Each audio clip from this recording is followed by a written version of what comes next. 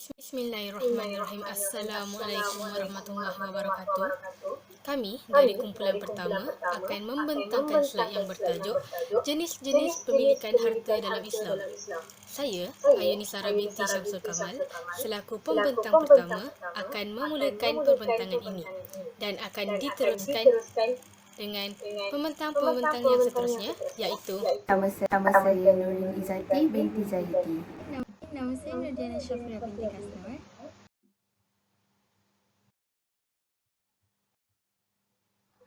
Untuk topik pertama iaitu topik pengenalan. Dalam pembentangan kali ini, kumpulan kami akan membincangkan beberapa subtopik seperti definisi harta menurut Islam, ciri-ciri sebuah harta yang dihalalkan oleh Islam, konsep harta, cara pembahagian harta yang dimiliki itu, and then kepentingan harta untuk manusia, tanggungjawab yang dipikul oleh pemilik harta, isu-isu semasa yang selalu timbul ketika adanya harta itu, and then akhir sekali kesimpulan yang dapat dibuat melalui pembentangan kali ini.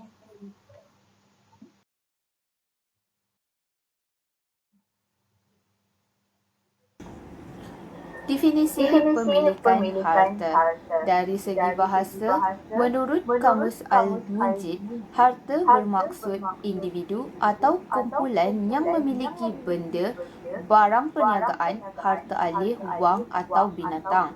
Menurut Kamus Dewan pula, harta merupakan barang-barang berharga seperti tanah, bangunan, barang kemas dan lain-lain yang dimiliki oleh individu, syarikat dan pertubuhan. Perkataan harta sama dengan perkataan mal di dalam bahasa Arab. Mal adalah mufrad dari perkataan amwal. Ia juga bermaksud memilih apa-apa dari segala sesuatu.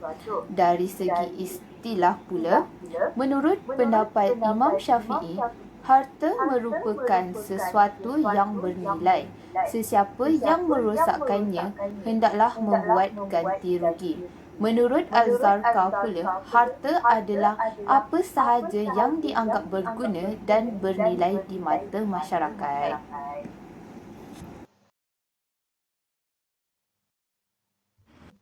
Okey, jadi pada hari ini saya akan membincangkan tentang ciri-ciri harta menurut Islam. Terdapat 5 ciri-ciri harta menurut Islam. Yang pertama, harta mestilah wujud dan bernilai. Contohnya seperti tanah dan juga kereta. Dua-dua barang ini ialah wujud dan juga mempunyai nilai di pasaran. Jadi kalau contoh lain yang saya nak bagi, kita ada batu, kita dapat batu. Batu tersebut memanglah wujud, tetapi batu tersebut tidak mempunyai nilai di pasaran. Jadi batu tersebut tidak boleh dipanggil sebagai harta. Yang kedua, ciri-ciri harta ialah halal dan dibenarkan syarak. Barang tersebut, barang yang kita nak beli atau kita nak peroleh, mestilah sesuatu yang halal dan juga dengan cara kita. Macam mana kita nak peroleh barangan tersebut?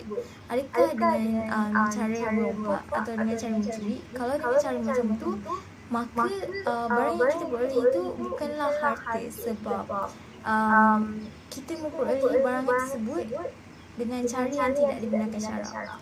Yang ketiga, harta mestilah boleh dikuasai dan dimanfaatkan. Contohnya seperti rumah yang kita tengah duduk sekarang ini. Kita memperolehi rumah ni dengan cara sewa beli ataupun sewaan atau jual beli. Jadi dari rumah yang kita anggap sebagai harta ni, kita memanfaatkan rumah ni sebagai tempat untuk berteduh. Jadi sebagai itu kita boleh memanggil rumah sebagai harta, sebab kita boleh memanfaatkan rumah ini dan juga boleh dikuasai melalui jual beli dan sewaan. Baik, saya teruskan lagi dengan poin yang keempat untuk ciri-ciri harta menurut Islam. Poin yang keempat ialah harta boleh jadi sesuatu yang kita belum memiliki tetapi boleh dikuasai pada masa hadapan. Contohnya ikan-ikan di sungai serta mutiara di lautan. Contohnya kita sebagai nelayan, kita kita boleh menganggap ikan yang ada dalam sungai itu sebagai harta, sebab apabila kita keluar menangkap ikan itu, kita dapat ikan tersebut pada masa hadapan, itu yang dipanggil sebagai harta. Dan poin yang kedua, iaitu poin yang terakhir, ialah harta boleh mestilah boleh dapat dijadikan simpanan pada waktu yang tertentu dan waktu yang lama, serta kita boleh gunakan pada waktu yang memerlukan. Contohnya gelang emas kita beli bukan saja untuk dijadikan barang perhiasan, tetapi kita boleh guna sebagai gadaian apabila kita menghadapi waktu sempit, waktu sesak. Jadi gelang emas tersebut boleh dijadikan sebagai aset atau sebagai simpanan, dan kita boleh guna untuk pada waktu yang memerlukan.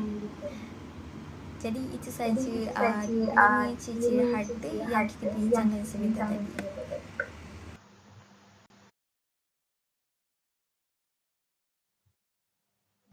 Baiklah, saya akan teruskan lagi dengan membincangkan tentang konsep harta menurut Islam.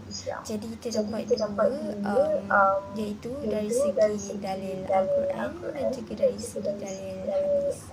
Jadi kita akan bergerak kepada dalil Al-Quran dulu. Dia terdapat dua ayat Al-Quran yang saya akan bincangkan tentang perihal harta ini. Yang pertama ialah dari surah Taha ayat 6. Allah SWT berfirman yang bermaksud, dialah Dia yang memiliki segala yang ada di langit dan di bumi, serta yang ada di antara keduanya, dan juga yang ada di bawah tanah basah di perut bumi. Ayat ini membincangkan atau menunjukkan bahawa segala harta yang ada di muka bumi ini ialah milik mutlak Allah Subhanahu Wa Taala. Dan kita manusia berperanan sebagai pemegang amanah saja. Kita bukanlah pemilik harta yang mutlak. Maksudnya Allah boleh tarik bila masa harta yang kita ada. Dan kita sebagai pemilik harta dan orang yang memegang tanggungjawab, kita mestilah melaksanakan tanggungjawab menjaga ataupun membahagikan harta dengan baik. Disebabkan itulah kita kena menguasai ilmu harta ini supaya kita dapat melaksanakan tanggungjawab kita yang amanah yang Allah telah berikan kepada kita. Dan kita sebagai manusia mestilah bijak juga membagikan harta di antara semasa hidup dan selepas meninggal dunia, supaya kita punya harta yang kita peroleh itu boleh dijadikan sebagai bekalan akhirat, kerana kita nak berjaya di dunia dan juga di akhirat.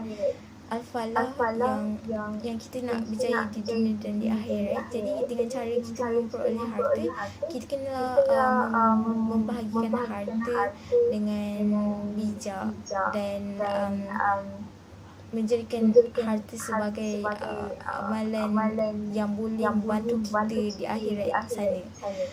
Jadi ini membincangkan tentang ayat yang dari surah Al-Qasas ayat 17 yang bermaksud, dan jadikanlah sebahagian kekayaan dan kurnia yang Allah berikan kepadamu di jalan Allah dan amalan untuk kehidupan akhirat. Jadi apabila kita dah bekerja nanti, kita kena ingat bahawa kita kena menyumbang juga untuk amalan kita di akhirat nanti. Baiklah, dari segi dalil hadis pula, kita akan berbincang tentang bahawa harta juga boleh dijadikan sebagai suatu ujian bagi kaum manusia. Hal ini kerana memandangkan harta ialah satu amanah buat kita. Jadi amalan ini ialah sesuatu yang sangat berat, dan kita boleh lihat variasi ujian yang Allah berikan kepada setiap golongan manusia. Maksudnya ada orang yang diuji dengan kekurangan harta untuk meneruskan kehidupan, dan ada yang Allah uji dengan mempunyai kekayaan harta tetapi riak apabila bersedekah. Jadi itu juga sebagai semua itu juga dianggap sebagai satu ujian bagi kaum manusia yang menerangkan tentang hadis riwayat At-Tirmizi. Sesungguhnya bagi setiap umat itu mempunyai ujian, dan ujian bagi umat adalah harta kekayaan. Jadi teranglah di sini bahawa kita kenalah sentiasa mengingati Allah Subhanahu Wa Taala agar kita dapat menjalani ujian kita dengan cara yang betul, dengan cara yang Allah redha, supaya kita tidak terpesong daripada jalan Allah Subhanahu Wa Taala.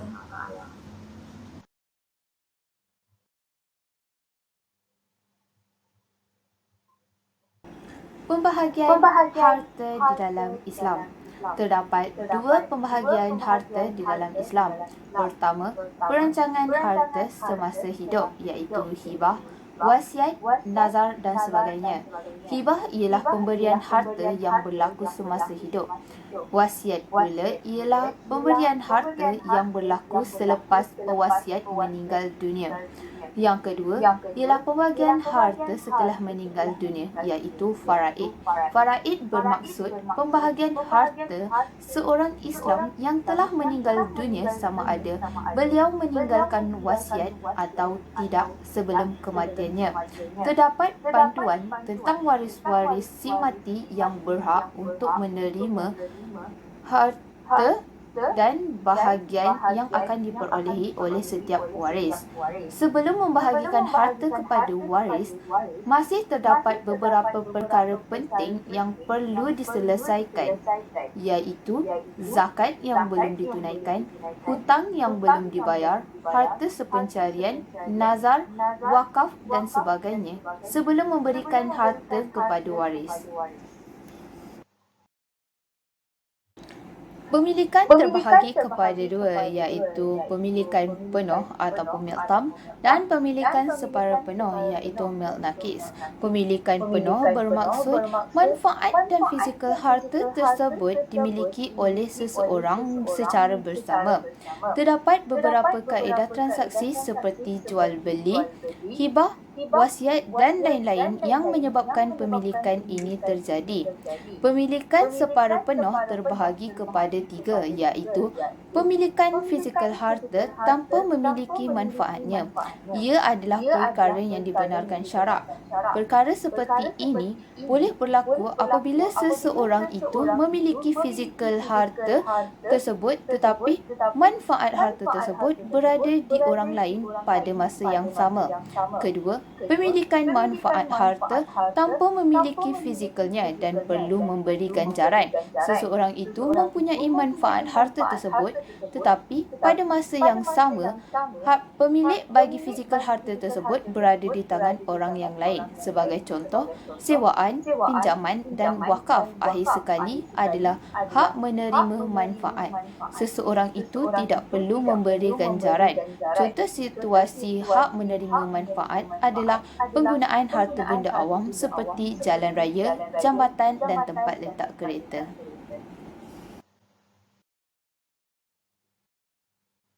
Sekarang kita beralih pula ke topik yang seterusnya, iaitu kepentingan harta untuk manusia. Antara sebab pentingnya kewujudan harta ialah untuk kita melaksanakan perintah Allah Subhanahu Wa Taala dengan lebih baik. Sebagai contoh, kita memerlukan makanan yang mencukupi, pakaian yang bersih serta tempat ibadah yang sesuai untuk kita melaksanakan perintah Allah dengan lebih sempurna. Kepentingan yang seterusnya ialah harta mampu menjadi sumber pendapatan dan sumber pembangunan negara. Seperti firman Allah dalam surah An-Nisa ayat ke-5 yang bermaksud, dan janganlah kamu berikan atau serahkan kepada orang-orang yang belum sempurna akalnya akan harta mereka yang ada di dalam jagaan kamu, harta yang Allah telah menjadikannya untuk kamu semua sebagai asas pembangunan kehidupan kamu, dan berilah mereka belanja dan pakaian daripada pendapatan hartanya yang kamu niagakan, dan juga berkatalah kepada mereka dengan kata-kata yang baik. Melalui dalil Al-Quran ini, ia jelas mengatakan bahawa harta merupakan asas pembangunan kehidupan. Selain itu, kewujudan harta juga mampu menguji ketaatan seorang hamba itu kepada Allah SWT. Iman seorang hamba itu akan diuji ketika mereka memperoleh harta yang banyak. Sebagai contoh, adakah mereka akan meninggalkan surah Allah semata-mata hanya untuk mencari harta? Harta juga penting untuk kita menunaikan ibadah haji dan umrah. Untuk melaksanakan ibadah ini, bukan sahaja kita perlu berangkat ke Mekah dan Madinah, namun kita juga memerlukan harta, iaitu duit, untuk membayar perbiayaan lain seperti kursus haji dan umrah atau kos pemeriksaan kesihatan. Kepentingan harta yang terakhir ialah untuk kita membantu mereka yang memerlukan dengan membayar zakat ataupun memberi sedekah. Melalui ibadah ini, kita bukan sahaja dapat membantu mereka untuk meneruskan kehidupan, malah kita juga dapat melahirkan sifat ihsan sesama manusia.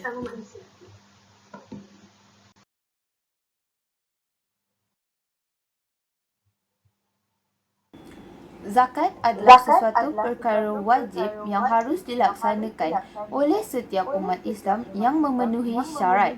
Zakat dari segi bahasa bermaksud suci, rahmat, berkat dan bersedekah yang berasal dari perkataan Arab iaitu al-zakat. Zakat dari segi istilah ialah penyerahan wajib dengan memberi sebahagian harta kepada orang yang berhak menerima. Syarat wajib zakat ialah Islam, merdeka, niat berniaga, cukup haul, cukup nisab dan milik sempurna. Terdapat dua jenis zakat iaitu zakat harta dan zakat fitrah. Zakat harta bermaksud zakat yang wajib dibayar oleh setiap orang Islam yang berkemampuan dengan syarat tertentu. Ia boleh dibayar pada bulan Ramadan hingga 1 Syawal sebelum melaksanakan solat sunat Aidilfitri. Zakat harta pula zakat yang dikenakan terhadap harta tertentu yang boleh dibayar pada bila-bila masa.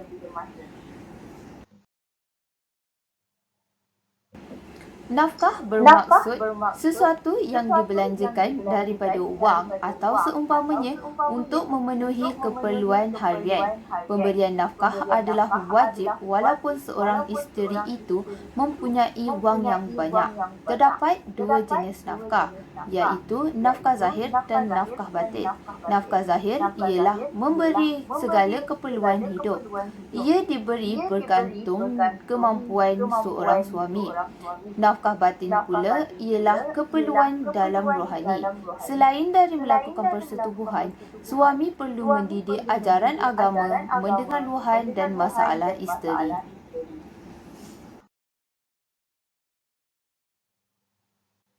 Infak berasal dari perkataan anfaqah yang bermaksud membelanjakan harta kepada yang berhajat. Infak dari segi istilah ialah mengeluarkan sebahagian harta atau pendapatan untuk kepentingan yang diperintahkan oleh ajaran Islam.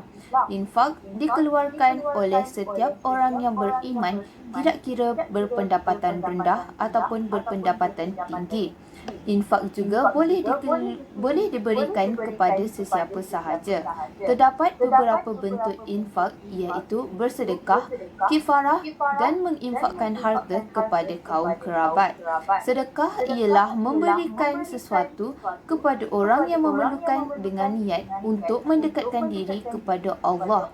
Kifarah pula bermaksud memberikan hartanya dengan kadar tertentu untuk menghapuskan sebahagian dosa yang dilakukannya.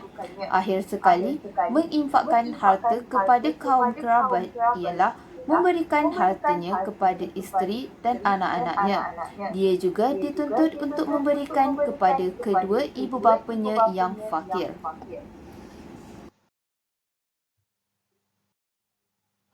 Okey, topik yang seterusnya ialah isu-isu semasa yang selalu timbul kalau kita ada harta. Okey, isu yang pertama ialah gelap mata untuk mengejar keduniaan. Yang kedua ialah kita tidak membelanjakan harta itu ke jalan Allah. Dan yang terakhir ialah penyalahgunaan kuasa terhadap harta yang dimiliki.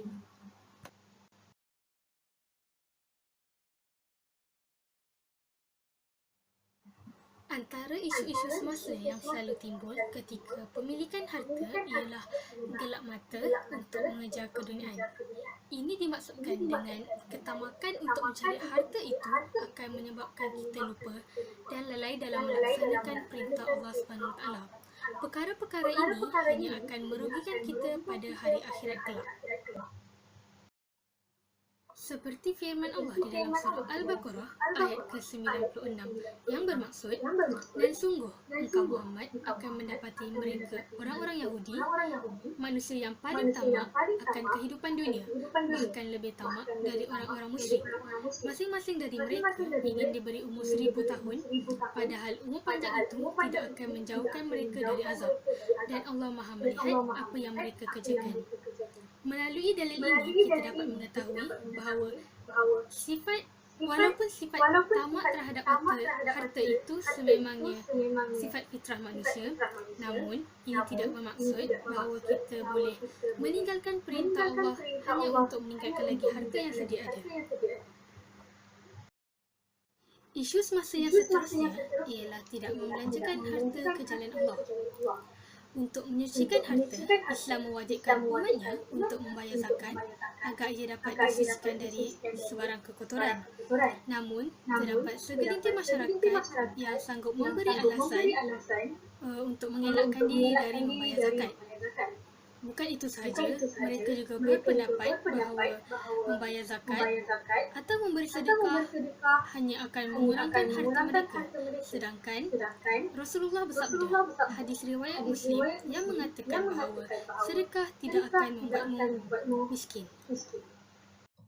Isu semasa yang terakhir ialah isu penyalahgunaan kuasa di atas harta yang dimiliki.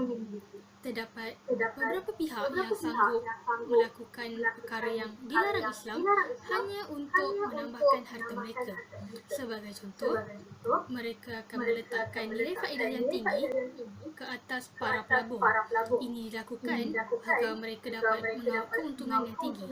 Selain itu, mereka juga sanggup merasuah pihak-pihak berkuasa hanya untuk menutup segala aktiviti haram yang dilakukan oleh mereka. Akhir sekali, terdapat juga penyewa rumah yang sanggup meletakkan harga sewaan yang terlampau tinggi untuk dibayar oleh penyewa. Okey, jadi kita dah sampai kepada kesimpulan pada hari ini. Jadi, yang pertama ialah ilmu harta menurut Islam sama kepentingannya dengan harta dalam kehidupan kita. Maksudnya dekat sini, kalau kita ada harta tapi kita tak reti nak bezakan sama ada itu harta ataupun bukan, sama ada cara kita perolehi itu halal ataupun dibenarkan syarak ataupun bukan. Jadi ilmu-ilmu tersebut yang membantu kita untuk mendapat pahala daripada Allah SWT. Jadi kita kena menguasai ilmu-ilmu yang kita pelajari pada hari ini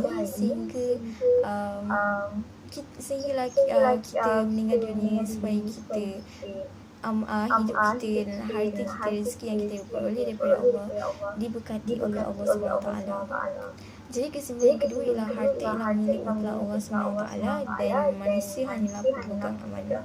Jadi kita tak boleh riak dengan harta yang kita ada, dan kita tak boleh terlampau mengejar harta keduniaan, sebab yang memegang harta kita, yang berkuasa atas pemberian harta ialah Allah SWT. Yang ketiga, masyarakat Islam perlulah menguasai ilmu pembahagian harta di dunia dan selepas meninggal dunia untuk mengelakkan masalah pada kemudian hari. Ya betul, sebab berlaku banyak masalah yang kita dapat lihat apabila keluarga terdapat kematian di dalam sesebuah keluarga, dan mereka tidak tahu bagaimana untuk membahagikan harta, dan kemudian berlaku porak-poranda dan masalah keluarga. Jadi itulah kepentingannya ilmu dalam kehidupan kita sebagai umat Islam. Dan akhir sekali, kita kena mengelakkan sifat mazmumah agar harta yang diperoleh diberkati Allah SWT. Jadi sifat-sifat mazmumah ialah sifat-sifat terkeji. Contohnya seperti memakan rasuah dan gelap mata terhadap wang. Jadi sifat-sifat ini tidak patut ada dalam kehidupan kita. Nauzubillah min zalik, kerana Allah tidak memberkati harta yang kita peroleh tersebut. Dan apabila Allah tidak memberkati kita punya harta, kita tidak akan merasa cukup dengan harta yang kita peroleh, dan seterusnya kehidupan kita menjadi tunggang langgang. Jadi itu sahaja daripada kami. Semoga anda mendapat banyak manfaat daripada ilmu yang telah kami kongsikan tadi. Dan sekian saja daripada kami bertiga. Terima kasih.